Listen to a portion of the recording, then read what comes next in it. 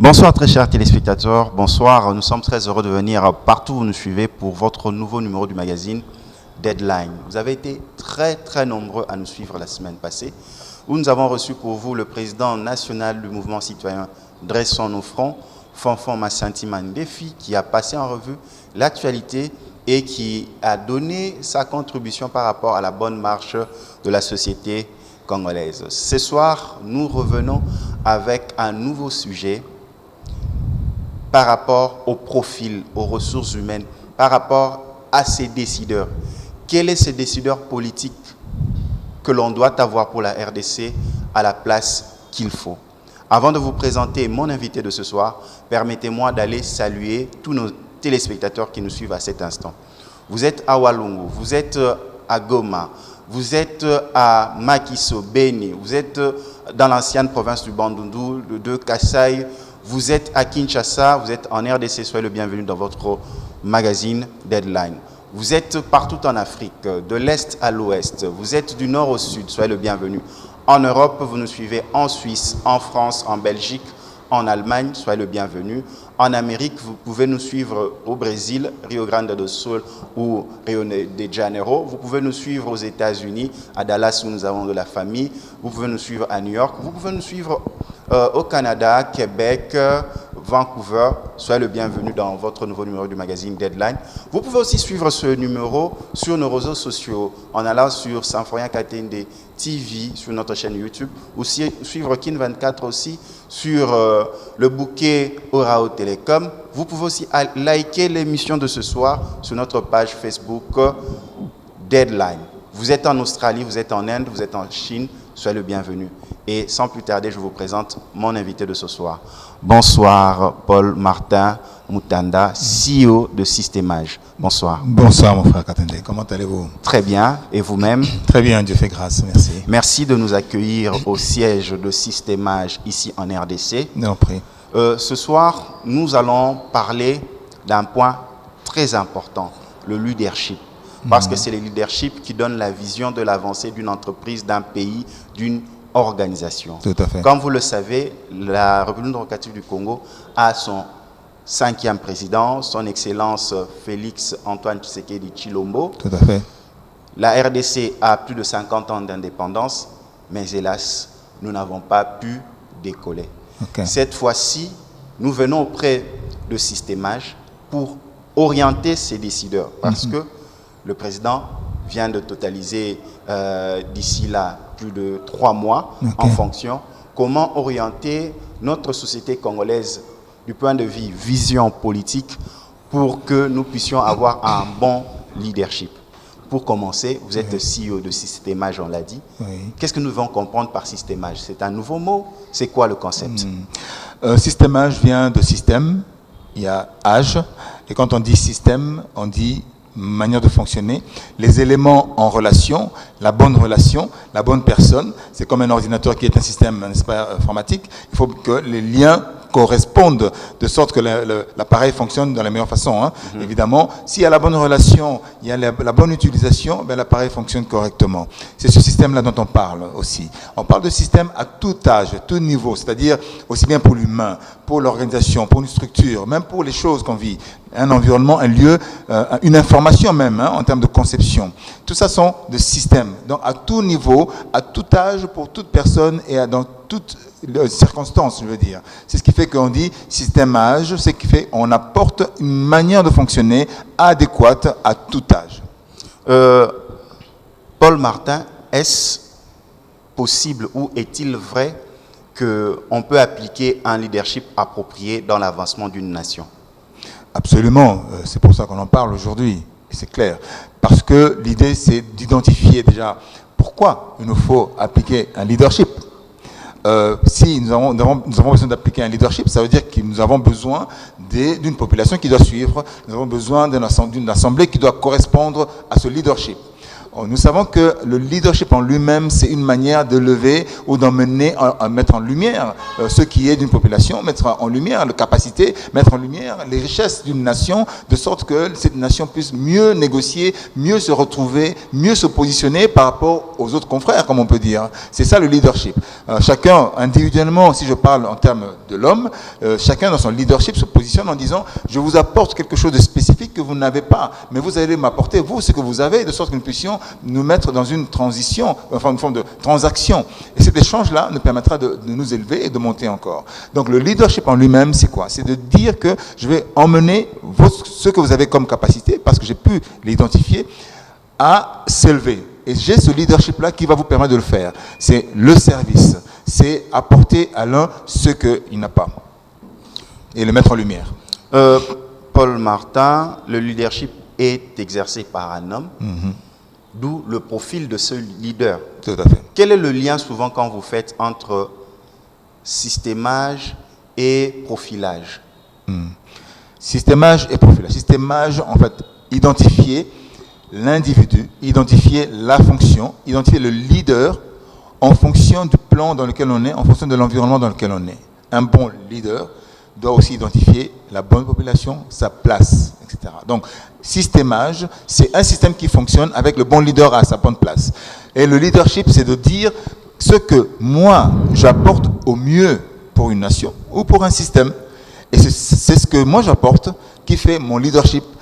Chacun à son niveau a un leadership, mais en termes national, dans notre pays, nous avons un leader que nous devons suivre, et ce leader-là se positionne à une forme d'auteur qui permet en fait à chacun de s'identifier et de monter vers lui. Donc il va nous élever, nous pousser.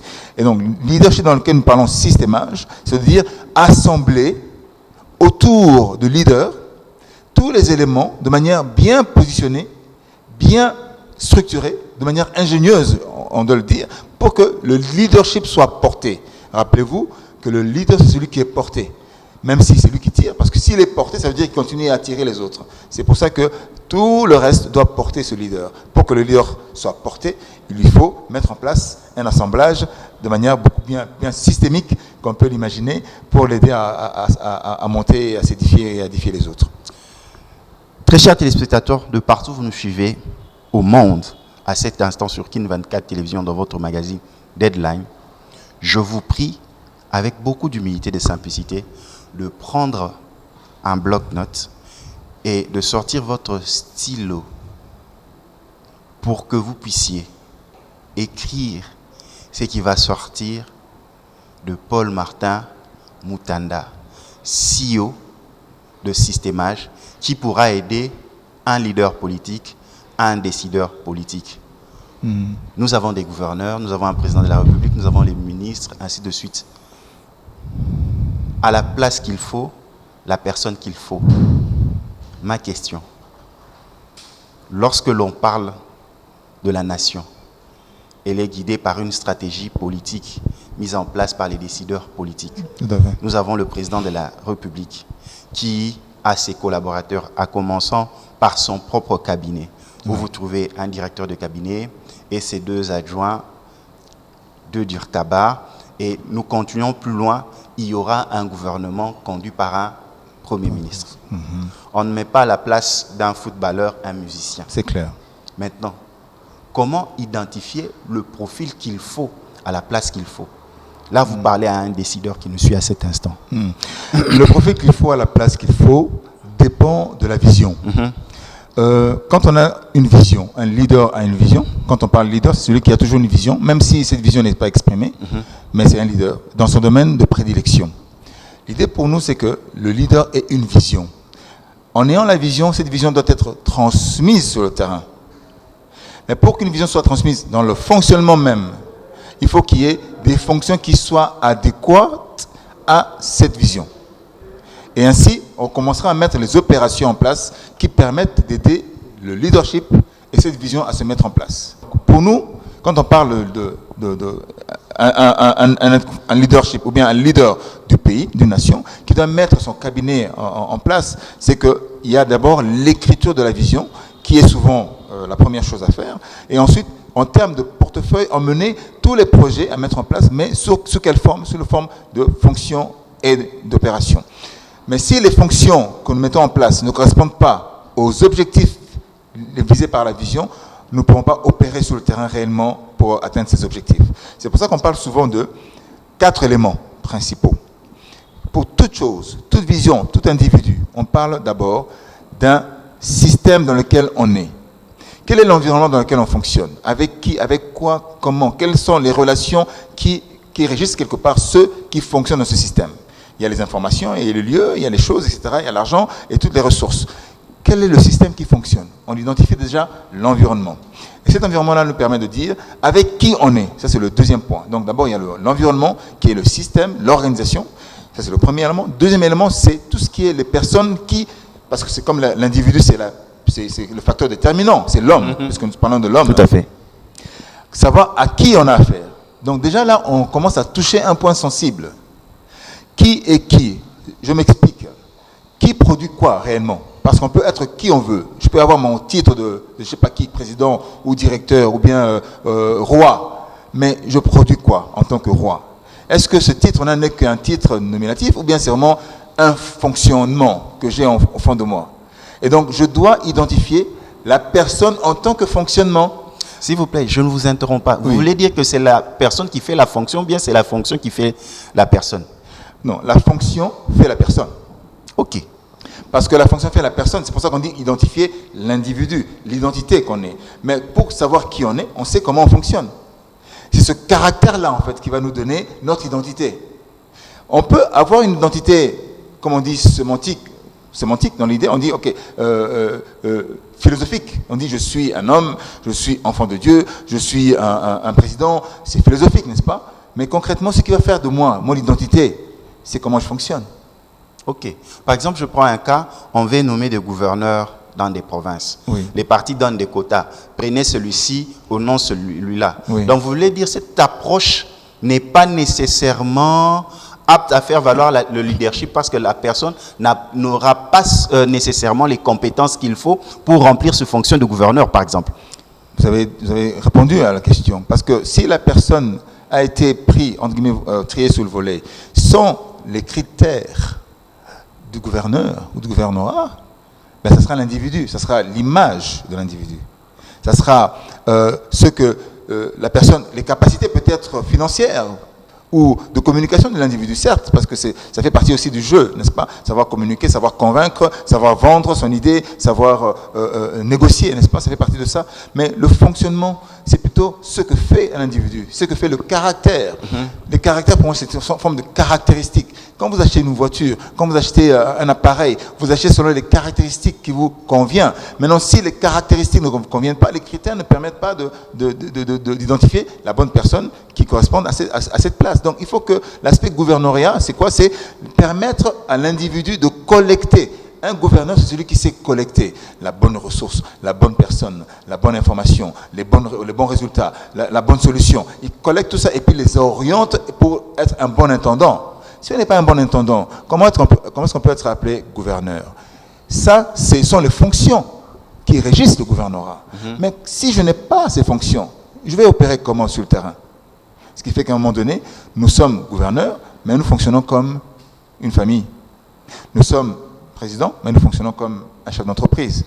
C'est possible, c'est bien aussi, mais le leadership, tout ce qui est gouvernance, ce n'est pas forcément l'entrepreneur, c'est pas forcément, comme on dit, un administrateur, c'est pas forcément, comme on dit, un dirigeant d'entreprise. Certes, il y a la perception que toute entreprise doit être rentable. Il faut chercher le profit, la productivité, la richesse, mais la fonction qui pose le caractère incontournable, le caractère inchangeable de ce rôle qui est le leader, gouverneur ou président, c'est ce caractère-là qui doit être forgé. Si, au départ, je ne l'ai pas, je peux identifier ces critères et puis m'en former. Et si je me forme maintenant à ces critères-là, je peux commencer à opérer. Vous voyez, non? Opérer selon. Donc, j'ai la fonction qui régit et puis je vais commencer à opérer. Mais si je ne sais pas quelle est mon identité, si je ne sais pas quelle est la fonction qui régisse mon titre, je ne pourrai pas opérer. Là aussi, ceux qui disent que j'apprends à conduire mon véhicule en conduisant. Par exemple, souvent nous voyons dans des partis politiques, on prend un président de regroupement politique, on dit, bon, pour récompenser son combat politique. Il a été à l'opposition. Voilà, faisons-lui tel. On le fait par exemple ministre. On le nomme ministre ou soit chef de gouvernement. Et quelle est leur astuce? On va s'entourer des collaborateurs, conseillers, tout ce que vous voulez, consultants. Et après, il y a souvent ce slogan, nous apprendrons à conduire en conduisant. Est-ce que vous, en tant que coach, en tant que formateur, cette manière de procéder, elle est toujours bonne? Parce qu'aujourd'hui, 50 ans après l'indépendance, on a eu des hommes d'État, on a eu des responsables politiques, mais on est passé à côté parce qu'on refusait d'admettre l'apport des compétences sur le plan ressources humaines. Elle est bonne à la base, mais quand on dit il faut gérer les ressources qu'on a autour de soi, il faut pouvoir les identifier, il faut avoir les bons profils, il faut avoir le bon fonctionnement pour avoir une équipe. C'est comme si on dit, j'ai mon esprit, j'ai ma tête, il faut que j'ai les bons bras, les bonnes jambes, pour faire levier, n'est-ce pas, pour décoller. Vous disiez tout à l'heure, on ne décolle pas forcément. Pourquoi? Parce que pour décoller, il faut déjà qu'on ait des jambes, afin qu'on soit maintenant dans un instrument qui nous fasse décoller. Comment nous allons nous positionner dans un instrument pour nous faire décoller? Il faut d'abord qu'on puisse marcher vers cet instrument. Donc il faut déjà qu'on ait à la base des fonctionnements traditionnellement solides et normal. C'est-à-dire, si je dis, tiens, je vais être gouverneur et je vais travailler et réussir en gouvernant parce que j'ai autour de moi les bonnes compétences, c'est vrai, parce que c'est comme ça que ça fonctionne. Mais moi, qu'est-ce que j'ai? Comment je fonctionne pour justement gérer ces ressources? En tant que leader, en tant que visionnaire. C'est ça. Donc il faut que j'ai déjà un fonctionnement, à la limite, principalement réaliste, qui correspond à ma fonction. Et après, j'utilise les compétences parce qu'il va falloir orienter ces compétences. Je peux avoir des économistes, je peux avoir des socialistes, etc.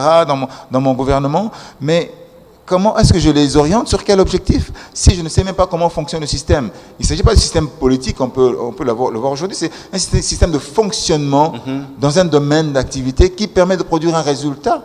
Par rapport à un objectif bien ciblé. Bien ciblé, c'est un objectif. Donc quand on parle de résultat, c'est ça. Donc un objectif bien ciblé. Qui va fonctionner pour quel objectif? Quelle est la bonne personne pour tel objectif? Dans ce cas-là, pour cet objectif, quelles sont les ressources qui doivent lui être assignées? Parce que nous allons assigner les ressources à la mauvaise personne. Les ressources à la mauvaise ressource, comme on dit. Un être humain, c'est une ressource. L'argent, c'est une ressource. L'intelligence, c'est une ressource. Les outils, c'est une ressource. Et donc, nous risquons de donner la mauvaise ressource à la mauvaise ressource pour pouvoir aller. Ou alors, on donnerait la bonne ressource qui correspond à notre objectif, mais à la mauvaise personne. C'est pour ça qu'on parle de trouver la bonne personne à la bonne place. Et c'est parmi les 4 objectifs, les 4 points. Il y a l'instrument, le système, il y a l'individu, la personne, il y a les outils qui sont nécessaires, quels outils dont on aura besoin pour pouvoir fonctionner, et aussi, finalement, quels sont les véritables instruments. Une parenthèse. Vous savez, vous et moi, nous pouvons être des instruments dans les mains de quelqu'un. Tout à fait. Les instruments dans les mains d'une institution, d'un système. Est-ce que nous savons dans quelles mains nous sommes instrumentalisés? Est-ce que nous savons dans quelles mains nous sommes un instrument? Qu'est-ce que nous créons?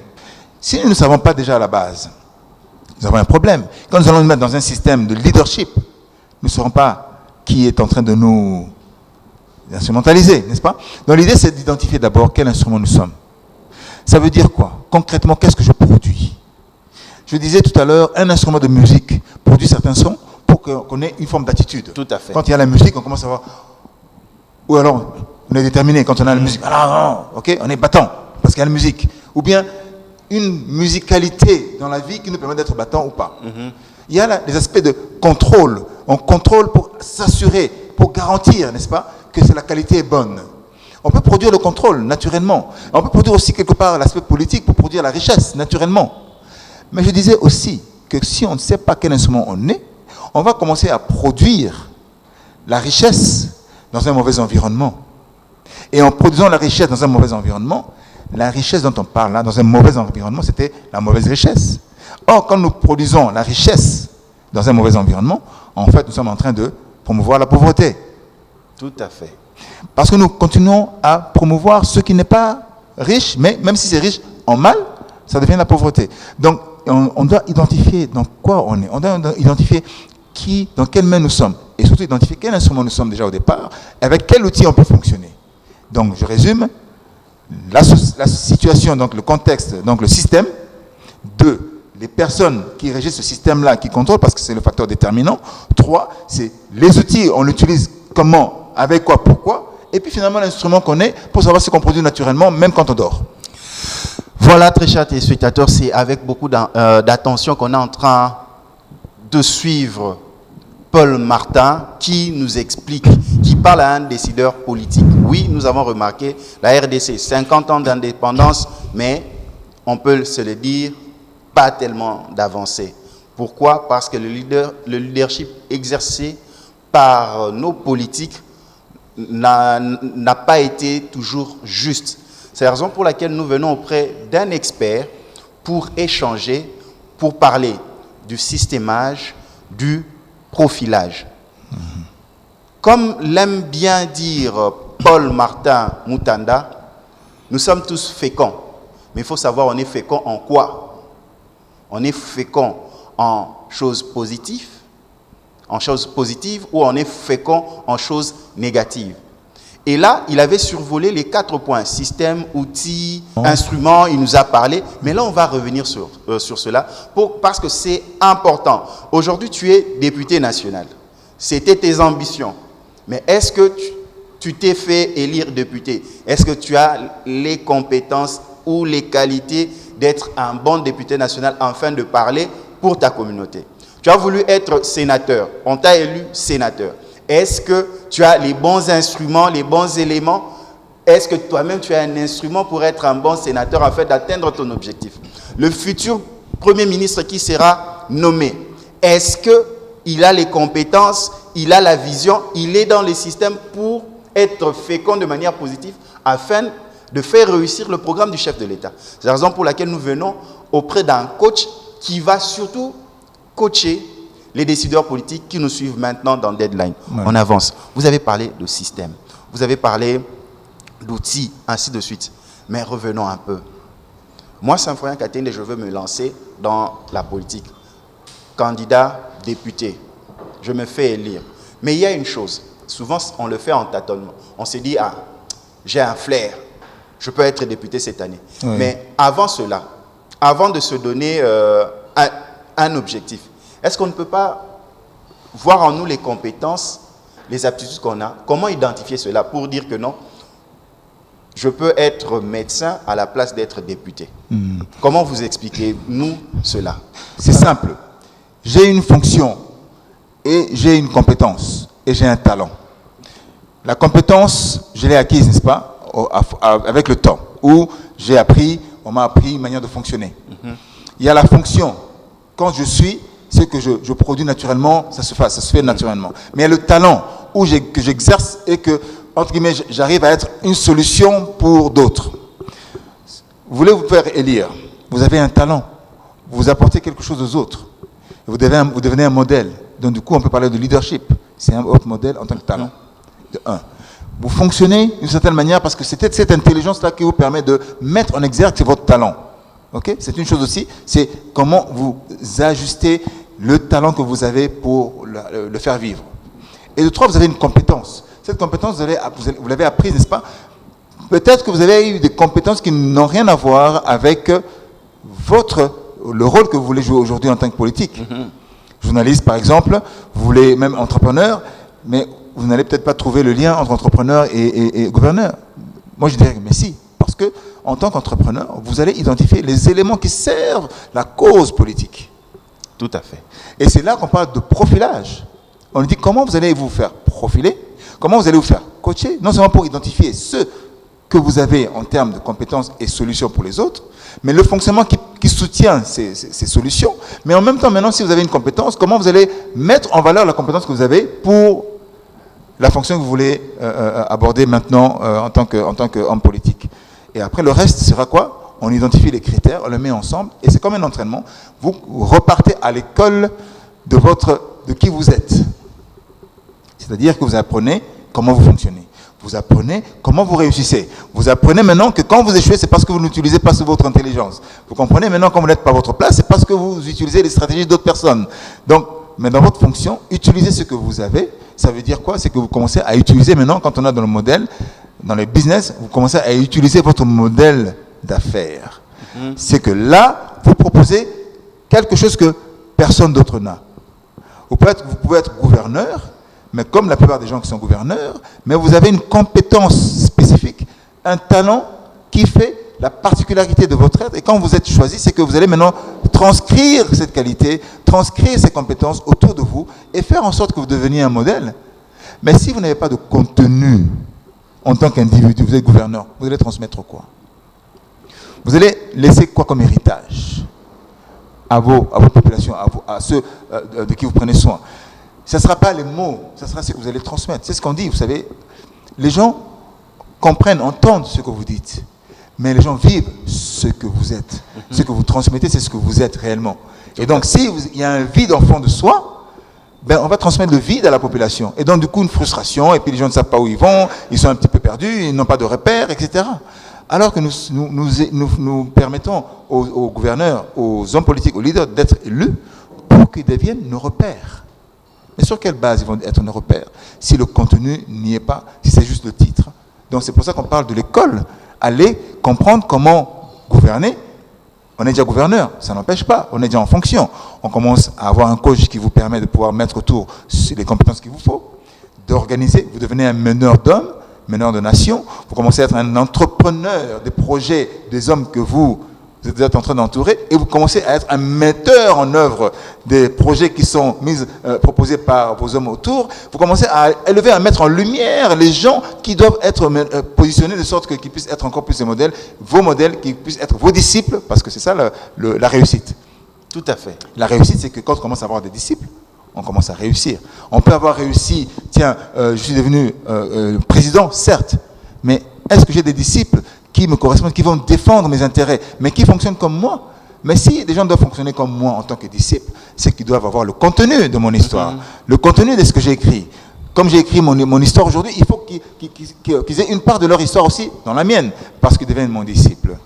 Et c'est dans ce sens-là qu'on parle de leadership réel. Et donc on parle de formation, on parle de coaching, on parle d'accompagnement, et on parle de critères pour pouvoir mettre en place des choses qui fonctionnent sur le terrain. Paul Martin, oui. Vraiment, ça nous impressionne parce que même nous qui sommes sur le plateau, nous découvrons. Mais est-ce qu'il n'y a pas d'approche simpliste en soi-même? Tu évalues les forces et faiblesses en toi, tu te dis, je suis apte à ça et pas apte à ceci. Est-ce que c'est possible de le faire? Cette manière-là, tu compares un peu tes points et tes faiblesses pour avoir un profil, tu te regardes, tu dis, non, par rapport à ce que je viens d'énumérer comme forces et faiblesses, sûrement, je ne suis pas bien en tant que député national. Je serais bien, par exemple, en tant que, prenons le cas, ministre. Oui. C'est une façon de voir qui peut être une forme de ce qu'on appelle prendre ses responsabilités. Et en même temps, vous savez que quand on est au pouvoir, ça c'est un peu le caractère humain, hein, c'est un peu le fonctionnement humain, on veut plutôt utiliser le pouvoir pour s'améliorer. On ne veut pas lâcher le pouvoir, on ne veut pas lâcher sa position. On ne prend pas forcément nos responsabilités dans ce cas-là. Mais bon, ceci dit, c'est naturel, c'est humain. Allons dans le sens où j'ai le pouvoir et je veux le garder. Tout à fait. Qu'est-ce que je veux faire dans ce cas-là? Je sais que je suis bon pour être ministre, pas pour être gouverneur, par exemple. Ce que moi je veux faire, je vais travailler sur mon influence. Je vais travailler sur le pouvoir que j'ai. Je vais travailler sur les compétences de gouverneur. Parce que gouverner, c'est quoi? C'est faire l'intendance. Gouverner, c'est quoi? C'est de savoir organiser les ressources. Organiser les ressources pour que tu puisses jouer le rôle de ministre. Tout à fait.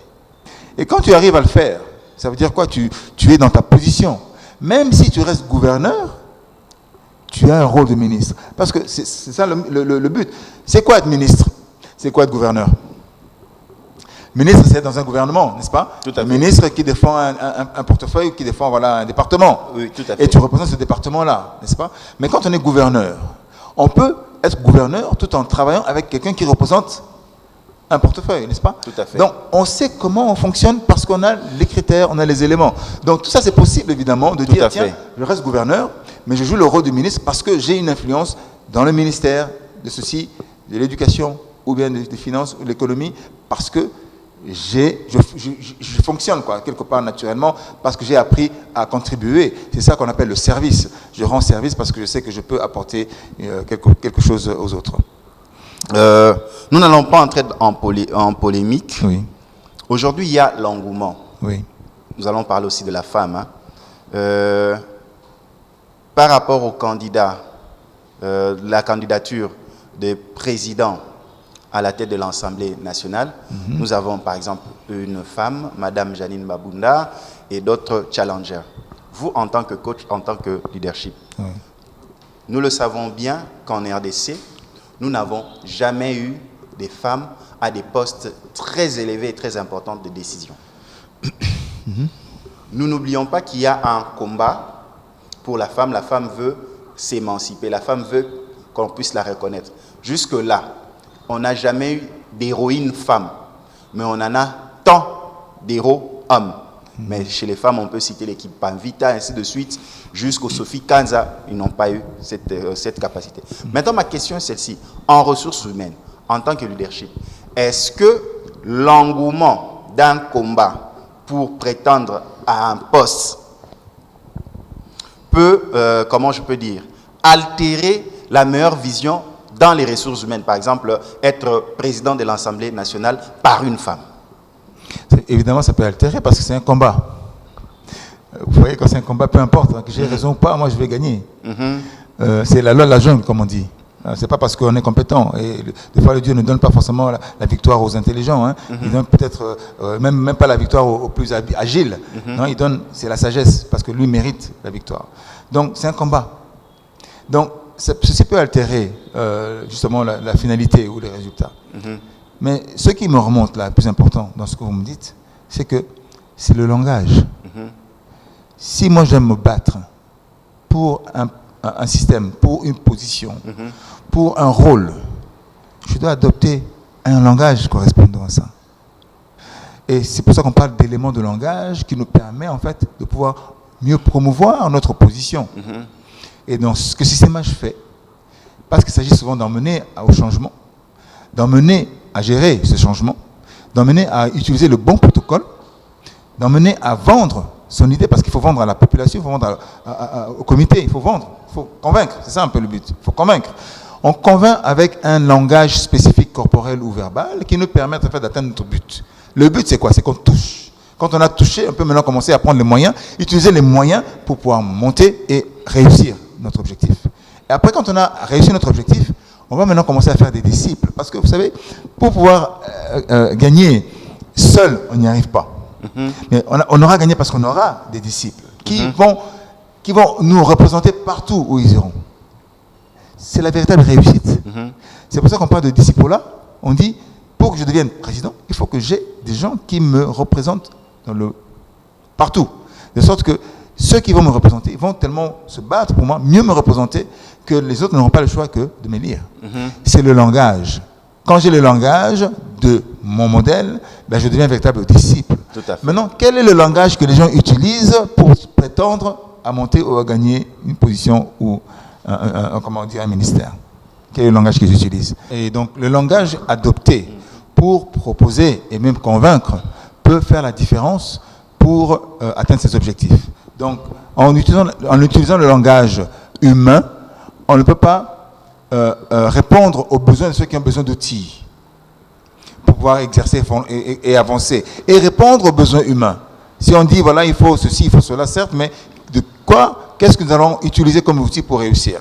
La même chose, comme on parlait tout à l'heure, si moi, je ne suis pas dans le bon système, et qu'on on m'aide pas, on ne me forme pas à être dans le bon système, parce qu'on est enfant quand on grandit. Si mes parents ne m'ont pas donné l'idée de savoir que voilà, dans mon profilage, le meilleur environnement, c'est ça, pour que tu puisses bien développer tes capacités, tes compétences, ben, je vais être dans un autre environnement où je vais échouer. Et les parents ne vont pas forcément chercher à m'emmener là où il faut. Ils vont me dire, moi j'ai toujours été médecin, tu seras médecin parce que je connais le métier. Or, il n'a pas besoin d'être médecin. Moi j'étais président, toi aussi tu vas être président, mais ce serait un échec total.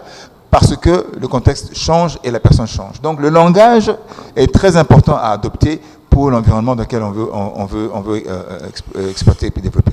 Mais ce que nous pouvons dire en toute honnêteté, ce n'est pas parce que Mme Janine Mabunda est une femme qu'elle n'est pas compétente d'être présidente de l'Assemblée nationale de la RDC.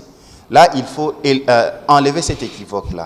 Si elle est capable d'assurer ce poste, accordons à la femme la place la plus élevée. Madame Janine Mabunda peut être une très bonne présidente de l'Assemblée nationale et même nous épater en termes de compétences. Et cela servira de go pour changer cette dimension de la femme dans l'exécution de hautes fonctions dans notre pays. Donc l'égalité de chance doit être de rigueur en RDC.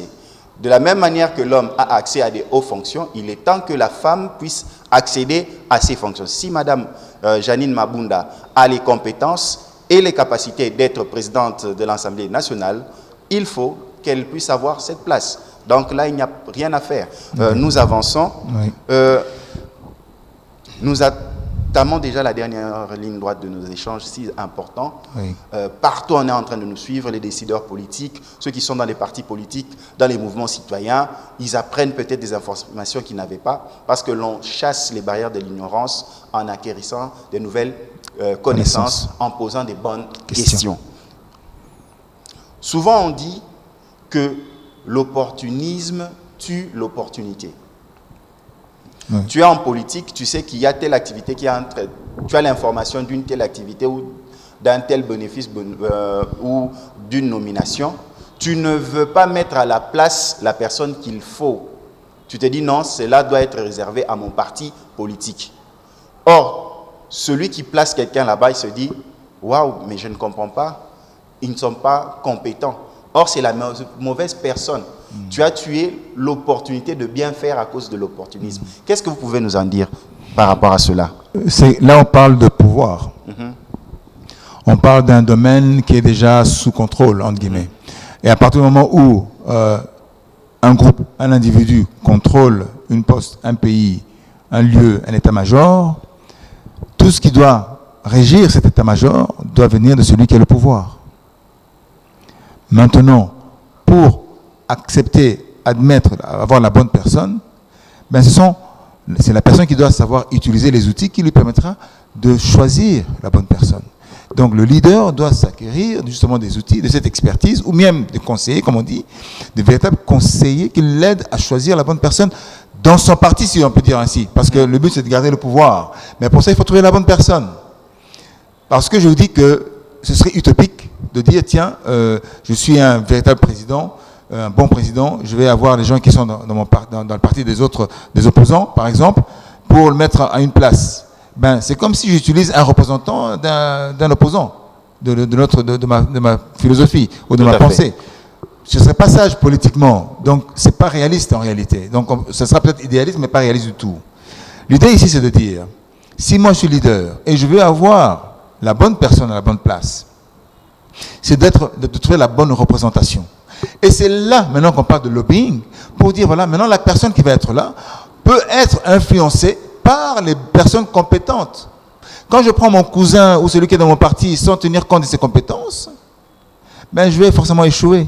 Je n'atteindrai pas mes objectifs. Donc nous, ceux qui ne sont pas dans le sillage de ceux qui ont le pouvoir, qui choisiraient son cousin ou celui de son parti, nous devons savoir comment nous organiser pour, entre guillemets, non seulement casser, parce que c'est une guerre, casser cette décision, mais déstabiliser aussi ce fait-là, de sorte qu'on puisse trouver, en termes de législation ou même de pression, à mettre la personne qui nous représenterait, nous, dans ce gouvernement-là ou dans ce pouvoir-là. C'est toute une question de jeu, de lobbying, et aussi surtout de pouvoir. Je vous rappelle encore, comme vous savez, si vous avez le pouvoir, vous ne voudriez pas laisser et diviser votre pouvoir. Au contraire, vous voudriez augmenter votre pouvoir, votre contrôle. Et donc, ce ne sera pas de laisser prendre le risque, n'est-ce pas, de mettre quelqu'un qui ne pousse pas votre philosophie. C'est pour ça qu'on parle de disciples. On doit former ceux qui épousent votre philosophie. Si vous n'en trouvez pas ailleurs, dans l'opposition, ben, il faudra trouver en intérieur. Le tout, c'est de dire, pour quel objectif nous faisons ça? Si moi, je veux être dans le pouvoir, je veux quand même bien faire, je veux bien faire les choses, alors autant vous entourer des compétences, vous entourer des bons conseillers qui vous permettront de mettre une stratégie en place. Parce que le choix que vous allez faire, comme je disais tout à l'heure, le choix est toujours stratégique. Donc si je fais un choix aujourd'hui, je dois m'attendre que dans 3 mois, ça sera une catastrophe parce que la personne n'est pas compétente, ce n'est pas la bonne personne à la bonne place. Je vais donner les ressources, mais finalement les ressources ne vont pas atteindre leur but. Or, le but pour nous, c'est de dire, leader, prenez vos responsabilités, mettez un bon conseiller qui vous permette en fait de prendre des bonnes décisions qui vont servir non seulement votre gouvernement, mais aussi votre cible, votre population. C'est ça le but. Le but pour les gens qui sont dans le gouvernement, je veux dire vulgairement, les gens qui viennent en politique veulent gagner de l'argent. Or, ce n'est pas le but de gagner de l'argent, mais veulent gagner du pouvoir. Mais ça va avec. Mais dans ce cas-là, gagner de l'argent, permettez aussi aux autres de gagner de l'argent. N'appauvrissez pas les autres. Ça, c'est une mauvaise politique. Ça, c'est en fait profiter et être opportuniste et qui va tuer les opportunités. Donc, le but, c'est de rendre service.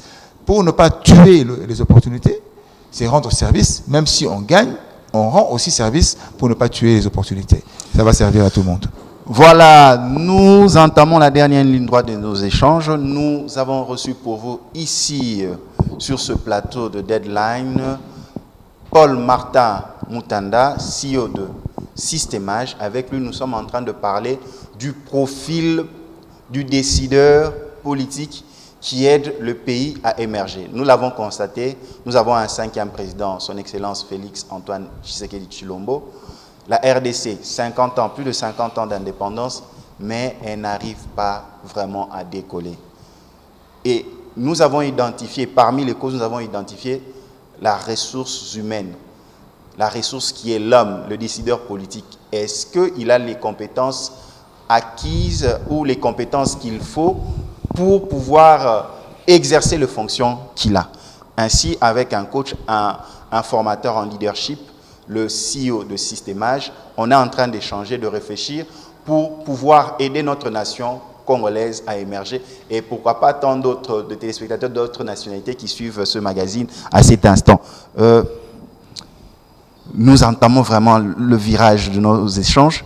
Est-ce que pour éviter que la personne ne soit pas performante, que la ressource ne soit pas performante, peut-on parler de contrat basé résultat? Par exemple, il y aura un Premier ministre qui sera nommé, il y aura des ministres, il y aura des mandataires de l'État. Est-ce que pour que l'on puisse être sûr que ces gens sont des bonnes ressources, faut-il y aller en signant des contrats basés résultats? Voici les objectifs que je te donne, les moyens pour les atteindre, et moi je veux des résultats en termes de pourcentage. Est-ce qu'on peut aussi y aller de cette manière? C'est une question fermée où je peux dire oui, bien sûr. Mais la question peut être répondue de cette manière. Je suis le leader et je vais atteindre les objectifs. Je dois fonctionner selon la culture de mon pays. C'est ça, hein? Nous sommes Congolais, Africains, nous avons une mentalité. Si nous voulons fonctionner comme les Européens, nous n'avons pas l'éducation de cette culture. L'erreur que nous faisons, c'est d'utiliser les modèles qui ne nous correspondent pas. Et ce que je dois donner comme opportunité, n'est-ce pas, dans ce pays, c'est de dire, pour atteindre des résultats, hein, j'entends, hein, toujours la même optique, c'est que je dois commencer par éduquer la population à sa culture. Comme ça, l'identité du Congolais va émerger, et de sorte que maintenant, dans cette immersion, il n'y aura que l'objectif qui va être recherché. Et en tout cas, ça sera sur la base des résultats. Et tout ce que nous allons mettre en place comme contrat, tout ce que nous allons mettre en place comme alliance, sera lié à notre croyance, l'éducation que nous avons. Vous savez, c'est ça qui fait la législation aujourd'hui. C'est ça qui fait notre pays, parce que nous n'avons pas été éduqués dans notre propre culture, dans notre fonctionnement.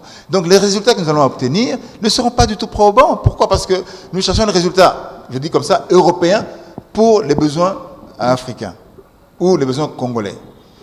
Nous cherchons les solutions togolais pour les problèmes congolais. Ça ne marchera pas parce que nous fonctionnons différemment. Nous avons une mentalité différente. C'est pour ça qu'on parlait de changement de mentalité. Ce changement de mentalité, c'est d'abord apprendre sa culture, avoir l'éducation de sa culture, et puis avoir la bonne école qui nous permet de pouvoir être la bonne personne, et ensuite commencer à nous fonctionner comme ça. Et quand je vais me présenter pour proposer quelque chose, chacun de nous va être dans l'objectif résultat. Et même après l'approche, va être résultat. Qu'est-ce que vous allez proposer? Qu'est-ce que vous proposez? Qu'est-ce que vous apportez comme solution? Ça. Comment est-ce qu'on peut évaluer ces solutions? Comme ça. En combien de temps on peut atteindre ces solutions? Et puis si vous n'atteignez pas vos objectifs, qu'est-ce qu'on fait? Ben, j'assume les responsabilités. Par exemple, ça c'est orienté objectif. C'est pour ça que la détermination nous emmène à atteindre l'objectif. Mais la décision, ça nous permet de pouvoir focaliser sur cet objectif-là. Mais pour l'atteindre, c'est la détermination. La détermination, c'est le caractère. Mais pour manifester ce caractère, il faut avoir la connaissance de soi. Il faut avoir la connaissance de son intelligence. Il faut avoir la connaissance de son fonctionnement, de son programme. Sinon, on n'est pas déterminé. On va faire ça, vaille que vaille. On n'arrivera pas, ça sera à l'à peu près. Et nous ne serons même pas ceux que nous sommes en train de créer ni de produire. Voilà un petit peu ce à quoi je peux répondre. Paul Martin Mutanda, c'est déjà la fin de nos échanges. Qu'est-ce que nous devons retenir de votre passage ici dans Deadline? Profiler, assembler, avec systémage. Il faut commencer déjà maintenant, dès maintenant, où que l'on soit, à identifier l'environnement dans lequel on est. Tout à l'heure, on a parlé de l'environnement congolais.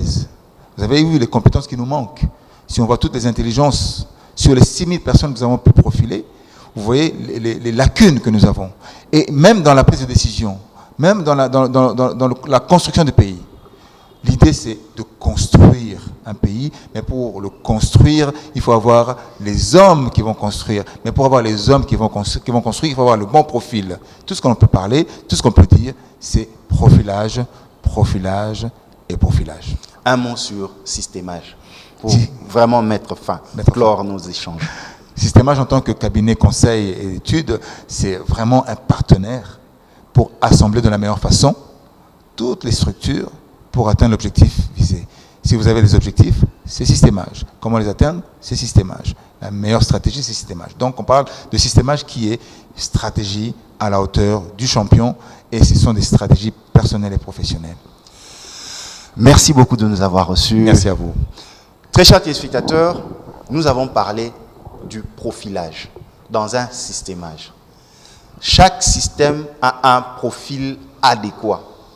Des fois, si nous passons à côté de nos visions, de nos rêves, nous n'attendons pas nos rêves parce que nous n'avons pas le bon profil dans le système adéquat. C'est la raison pour laquelle nous avons reçu pour vous Paul Martin Mutanda, CEO de Systémage, afin de conscientiser nos leaders politiques dans les choix qu'ils font à travers le profil qui tient compte du système dans lequel ils évoluent. Vous avez aimé ce magazine? Suivez-le à volonté sur notre page YouTube Sanforia Katende TV. Abonnez-vous à notre page Facebook Deadline. Si vous avez raté ce numéro, ce dimanche à 22h30 sur Kin 24 Télévision, rattrapez-vous le jeudi à 14h juste pour resuivre, réécouter le CEO de Systémage, Paul Martin Mutanda. Quant à moi, je vous dis à la prochaine. Merci. Merci beaucoup. Merci beaucoup, M. Kandende.